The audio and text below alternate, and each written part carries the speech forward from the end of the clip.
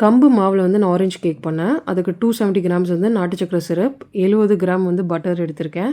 Orange juice 100 gram எடுத்திருக்கேன். Salt சேர்த்துட்டு இப்போ ட்ரை இன்க்ரீடியன்ட்ஸ் வந்து கம்பு மாவு 200 கிராம், கொஞ்சம் பேக்கிங் சோடா, பேக்கிங் பவுடர், இது வந்து நான் பைனாப்பிள் எசன்ஸ், இதை ஜலிச்சுட்டு நல்லா மிக்ஸ் பண்ணிவிட்டு நட்ஸ் ஆட் பண்ணிவிட்டு கொஞ்சோண்டு கட் பண்ணி வச்சுருக்க ஆரஞ்சு சேர்த்துட்டேன். ஓடிஜி வந்து ஒரு 10 மினிட்ஸ் நான் ஏற்கனவே ப்ரீஹீட் பண்ணி வச்சுட்டு தான் இதை ஆரம்பித்தேன் ப்ரிப்பேர் பண்ணேன். உள்ளே வச்சுட்டு கரெக்டாக 180 டிகிரிக்கு டாப் பாட்டம் ஃபேன் மோடில் 50 மினிட்ஸ் வச்சேன். எப்போவுமே அடிக்கடி ஓப்பன் பண்ணி செக் பண்ண மாட்டேன். 50 மினிட்ஸ் கழித்து ஓப்பன் பண்ணிவிட்டு செக் பண்ணேன். நடுவில் கொஞ்சம் எனக்கு பேக் ஆகணும்னு தோணுச்சு. ஸோ 5 மினிட்ஸ் எக்ஸ்ட்ரா வச்சேன். கேக் நல்லா குக் ஆகி டேஸ்ட்டும் ரொம்ப நல்லா இருந்துச்சு.